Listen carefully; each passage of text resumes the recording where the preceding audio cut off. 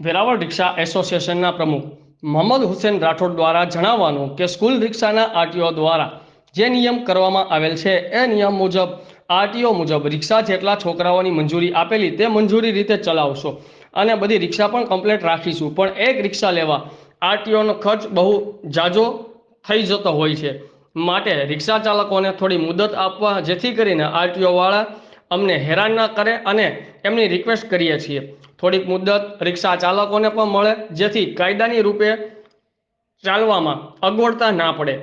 આજ રોજ ચાલુ વરસાદે પણ રિક્ષાવાળાઓ હડતાલમાં જોડાયા હતા। સ્કૂલની શરૂઆતમાં જો અમે રિક્ષા ચાલુ ના કરીએ તો અમારી રોજીરોટીનો પણ એક સવાલ ઊભો થઈ રહ્યો છે। તેથી સરકારશ્રીને અમારી એક જ વિનંતી છે કે ગાડીના કાગળો કમ્પ્લીટ કરવા માટે થોડો સમય આપે એવી વિનંતી અને સરકારના નિયમ મુજબ જ છોકરાને રિક્ષામાં બેસાડવાના।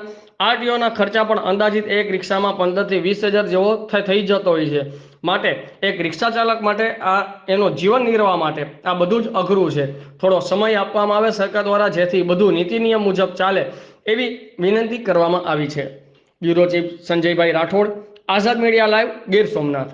કરેલા અને સરકાર માન્ય વાહનોથી અમે સ્કૂલ વર્ગીનું કામકાજ કરતા હોય તો ખરેખર સરકાર અમારા પરિવારને જે ખર્ચ ઉઠી શકે અને જે અમારા અમુક ડ્રાઈવરો એવા છે કે જેના પેપર વર્ક કમ્પ્લીટ નથી હોતો એને થોડોક સમયગાળાનો સમય આપે એટલે મધ્યમ વર્ગીય ડ્રાઈવર મિત્રો પોતાનું રોજી રોટી ગુજરાન ચલાવી શકે એવી અમારી સરકારશ્રીને વિનંતી।